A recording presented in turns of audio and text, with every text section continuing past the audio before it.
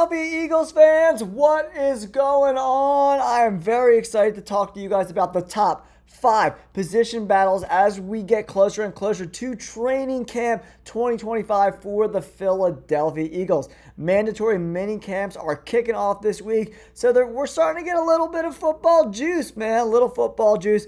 I'm very excited about 2025. There are some positions that need to be filled for the starting lineup for our Philadelphia Eagles, guys. Great draft, bringing in Andrew Mukuba, Jahad Campbell, and a slew of other young players that are going to contribute to this roster in 2025.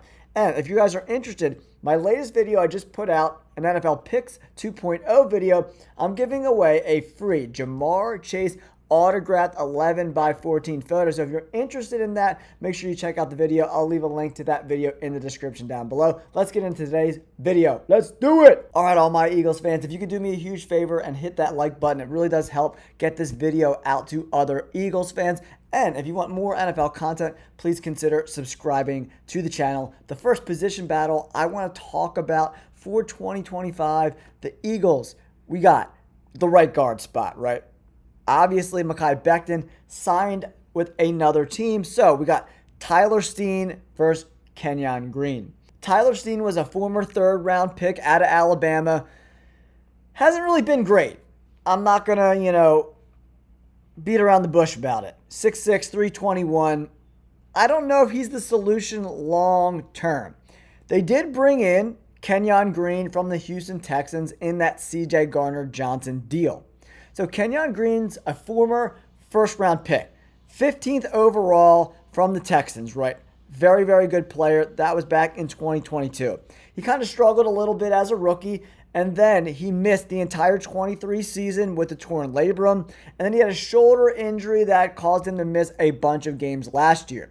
But if you take a look at the Houston Texans' kind of track record with offensive linemen, it hasn't been great. I watched the Texans a lot last year, and that offensive line was undisciplined, tons of penalties. They were a complete disaster. Laremy Tunsil got shipped out of town to Washington. I don't know what the hell's going on with the offensive line in Houston, but I don't think it's very good. And obviously the Eagles see something in our guy, Kenyon Green. So could he be a contributor in 2025? For me, I think it's between these two guys. There are some other guys in the mix. Trevor Keegan from Michigan didn't really play a lot last year at all, but we'll have to see what he has in year 2. Matt Pryor as a veteran, and then we got Darian Kennard. We definitely have some guys that are in the mix, but I really think it's between Tyler Steen and our boy Kenyon Green. And honestly, I'm probably going to lean towards Kenyon Green. But it might not be initially thought that he's going to take over right away. I think he's going to have to earn it. I think Tyler Steen's probably going to be get a lot of the first team reps, right, guys? But I'm not convinced that he's going to be a starter for the Philadelphia Eagles. I think Kenyon Green's got really good pedigree, man. Former first-round pick, and he's actually younger than Tyler Steen, right? He's a really, really good player. If we take a look at this Eagles depth chart, we go to the offensive line. Tyler Steen is kind of penciled in on ESPN. This is not official, but this is kind of the way they're seeing it right now, right? They got Kenyon Green being the backup to Dickerson at left guard, and then Matt Pryor backing up Steen at right guard. Trevor Keegan's in the mix as well, but honestly, guys, it's between these two offensive linemen, right? Mekhi Becton, I wish the Eagles would have re-signed him. He fit in really, really well for the Philadelphia Eagles. Kenyon Green, I think Statlin's going to be able to unlock some serious potential. Texas A&M product, 6'4", 323. Obviously, Tyler Steen's a bigger boy, 6'6", 321. But, sometimes, especially at guard, you don't want to have super tall guards because then defensive linemen can get up underneath their pads and kind of move them around a little bit. I think 6'4", 330 is a great size for an offensive guard, right? And he gets to play. We take a look at the way it looks right now. He gets to play between Jurgens and Johnson. So that's going to make him a little bit better. I'm really interested to see who's going to win this battle in training camp. Let me know in the comments down below. Who do you think it's going to be? I'm going with Kenyon Green. I think he's the better player.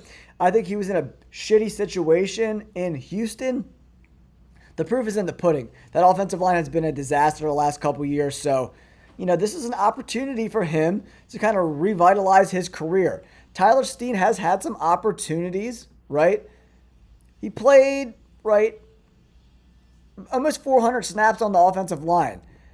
40 overall PFF grade. Awful pass blocker. Awful. 37.5 overall grade. I'm not the biggest Tyler Steen guy. That's why I would love to see Kenyon Green step up and win this starting spot. But, a guy like Keegan or Pryor could be in the mix too. We'll have to see how they look in camp. All right, let's move on to the second position battle. All right, Eagles fans, position battle number 2 is the other outside corner spot opposite of Quinyon Mitchell. Cooper DeJean is going to stay in the slot because he's very physical in the run game. I love keeping Cooper DeJean in the slot. And Quinyon Mitchell had one of the best outside corner rookie seasons that I've ever seen covering football in my entire life. He was absolutely incredible. If you take a look at your screen, these are all the cornerbacks currently on the roster right now. They brought in Adoree Jackson, who actually had a really good year for the New York Giants last year. Just a little bit smaller of a guy, 5'11", 185, right? Is he going to be great on the outside? That kind of remains to be seen, right? But excellent against the run, as we could see by his grades, 85.8 in run defense. Coverage grade coming in at 64.5. And at over 400 snaps, right? Quinyon Mitchell and Cooper DeJean are right here. And then we got Mac McWilliams, the rookie they drafted this year. And then they got Eli Ricks and Kelee Ringo. For me, Kelee Ringo, it's his job to lose. He's got great physical tools, 6'2", 207 pounds. The Eagles traded a 2024 third-round pick to move up in the 4th round in 2023 to draft a young guy. He was only 20 years of age when he got drafted, right? 22.9 years of age right now. I love his measurable, 6'2", 207, Georgia Bulldog, 4.3 speed.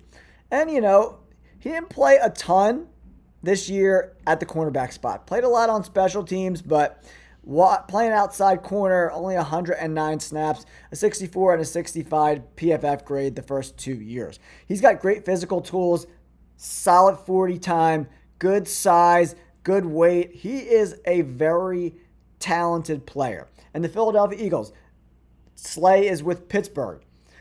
Isaiah Rodgers goes to the Minnesota Vikings. Avonte Maddox, he's also out of town, right? So I think it's Kelee Ringo's job to lose. Could the Eagles potentially bring in a veteran to compete with Adoree Jackson, like a guy like Rasul Douglas? He's still a free agent. And Jaire Alexander, A.J. Brown's baby mama. A.J. Brown owns this dude, but Jaire Alexander, even in limited time last year, is a pretty damn good player. And if you're going to get a guy of that pedigree at pennies on the dollar, I think it's kind of worth bringing him in. I mean, he's had a lot of trouble with injuries, right? So we'll have to see. And man, do I hate the Green Bay Packers. All of us hate the Green Bay Packers, right? So what an FU that would be if Jaire Alexander goes to Philadelphia and makes a deep run. Bet on yourself, Jaire Alexander, on a 1-year deal and ball out and then get paid again next year. Prove that you can play a full season. That's a great spot. If I'm Jaire Alexander, I'm a veteran, right? I want to win a championship. There's only a few teams that need an outside corner where you could go in and compete for a starting spot right away. Philadelphia is one of those spots, so keep your eye on that. Mini camp's kind of going along, and we'll see some injuries pop up as well. And training camp's going to be here before you know it, guys. But for me, Kelee Ringo, he has all the measurables. He's still only 22. He'll be 23 by the time the season starts, right? But man, oh man. 6'2", 207, 4.3 speed. He's got all the measurables. Can he handle the full workload? I'm really curious to see what he looks like in camp. I think he's kind of head and shoulders above everyone in this field, minus Adoree Jackson, right? Who's an excellent run defender. Not the best coverage guy in the world. He's a little limited physically, right? 5'11", only 185 pounds, right? He's not going to be able to hold up against these big-bodied, physical, outside wide receivers, right? So that's why we want to see Kelee Ringo really step up. But he's terrible against the run. He was last year, and mediocre in coverage. But once again, small sample size, only 129 snaps. Let me know in the comments down below. Would you rather Ringo take the spot, or would you rather them sign a veteran, someone like Rasul Douglas or Jair Alexander, who was recently released from the Green Bay Packers? I want Ringo to take it, but if Alexander is willing to come into Philadelphia and he passes the medicals and he looks healthy, Jair, let's go to Philadelphia, baby. Let's do it. All right, let's move on to the third position battle as we head into the 2025 NFL season. All right, Bird Gang, here we go. The next position battle as we get into 2025, safety spot opposite of Reed Blankenship. Sidney Brown and new draft pick Andrew Mukuba, it's between those two guys. Also, it could be interesting if you brought in a veteran. There's two guys that are still out there that are really interesting. Justin Simmons being one of them, and Julian Blackmon. Simmons is very familiar with Fangio. He played 3 years for him over in Denver, right? So, Sidney Brown, 5'10", 211, third round pick. The dude is a physical specimen. He checks all the boxes. He's fast. He's athletic. He can hit hard. He's got great physical traits. But for me, his play recognition leaves a lot to be desired. His head gets stuck in the backfield a lot, and he kind of plays out of control, over pursuing in the run game, kind of over pursuing routes too. I mean, he definitely has a lot of holes in his game, especially in coverage, right? But run defense grade, almost a 70, pretty solid. Coverage grade coming in at 66.5. He's a solid player. I like his size, 5'10", 211. Mukuba is a little bit smaller, 6 foot. I think that's a little bit of a reach size-wise. He's more in that 5'10", 5'11 range. Between 185 and 190 pounds. I think PFF's kind of given him the benefit of the doubt. Second round pick, 64th overall, coming out of Texas, right? He's a really good player.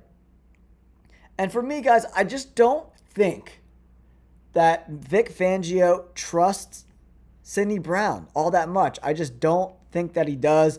He didn't really play a lot this year, man. He only played 75 snaps all season last year, man. He didn't really play at all, and he kind of got buried in a lot of the seasons that he played in. Again, 90 percentile in broad jump, vert jump, bench, hand size, good 40 time.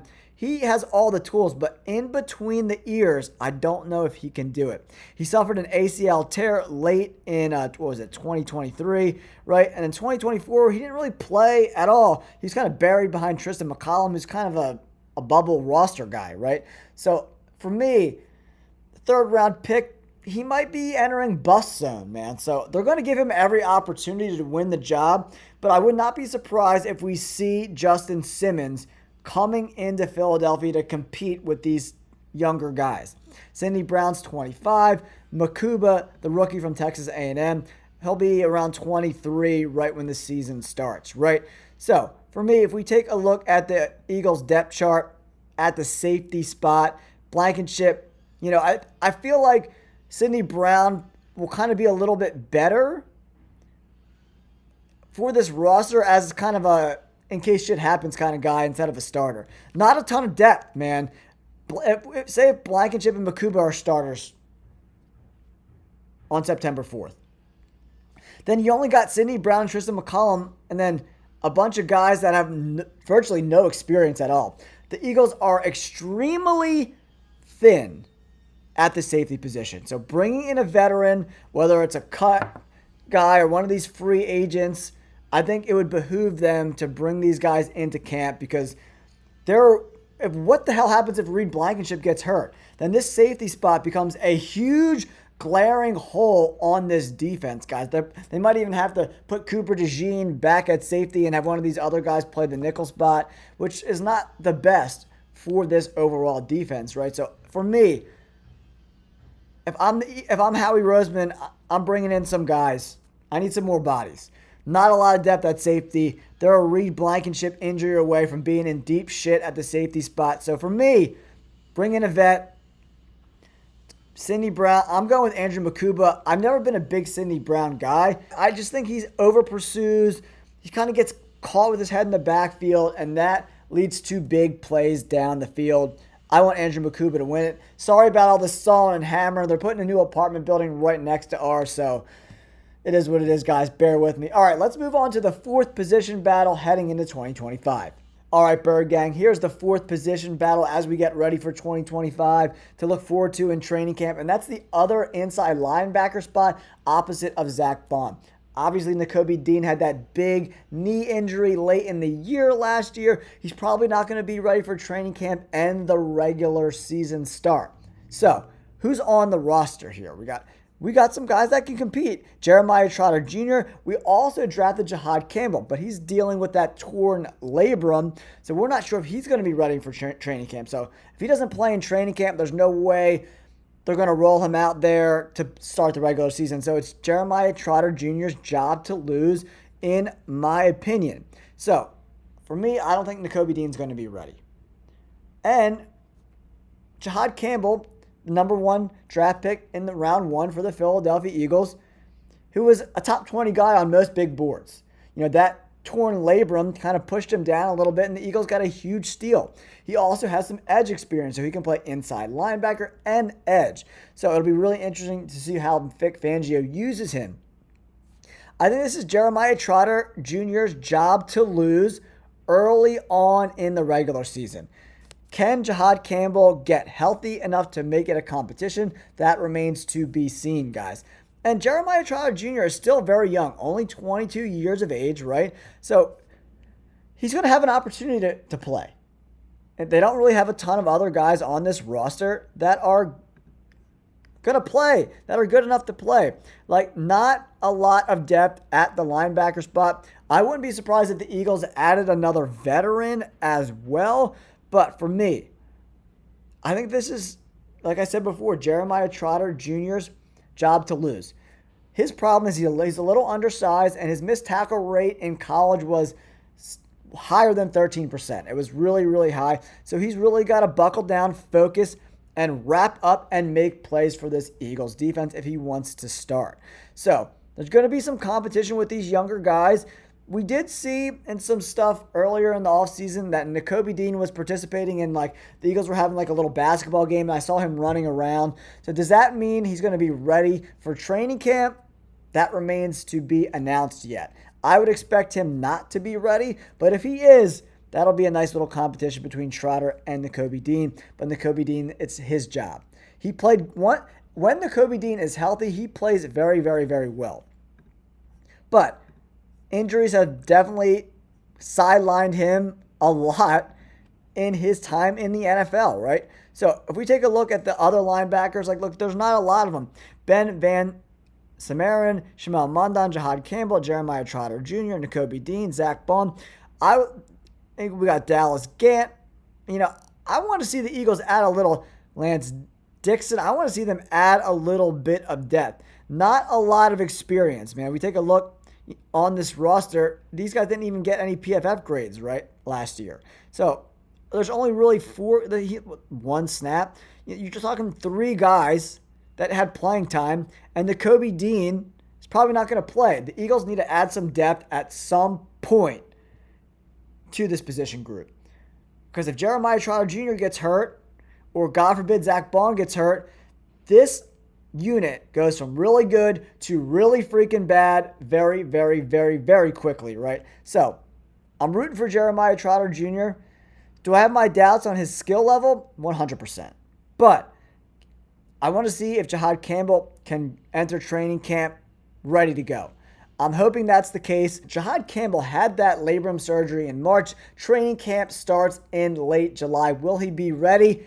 I'm not sure. I don't know how bad of a tear it was. If it was a little one, maybe he'll be ready. But we'll have to see how the reports come out over the next couple of weeks to see if he's going to be ready for training camp in like 6 weeks. That remains to be seen, right? So I'm rooting for Jeremiah Trotter Jr. It all depends on health. Is Nakobe Dean going to be healthy? Is our boy Jihaad Campbell going to be healthy? I would like to see them add a veteran to this group very thin right now. They need to work on that for sure. All right, all my Philadelphia Eagles fans, make sure you hit that like button and subscribe as we head into the fifth and final position battle we need to look out for as training camp approaches in late July. That's the swing tackle spot. It's very rare that an NFL offensive line gets through the season with all 5 guys healthy. Jordan Mailata and our boy Lane Johnson have had injuries in the past. So this swing tackle spot is going to be very, very important. We got Kendall Lamb, Matt Pryor, Darian Kinnard, Myles Hinton, and Cameron Williams, the last 2 being rookies we drafted late in the draft 2025. It's going to be really interesting to see how this kind of plays out. Matt Pryor has the experience, right? You know, Lamb is also a career backup. You know, he's been in the NFL for 10 years. You know, Pryor and Lamb have a ton of NFL experience, right? That can kind of pop in. And also a guy to look out for is Holland Pierce, undrafted free agent. He's got great size. I really liked him in the draft process. 6'8", 341 out of Rutgers. Pretty solid guy. So that's going to be a great battle. Cam Williams, I really like.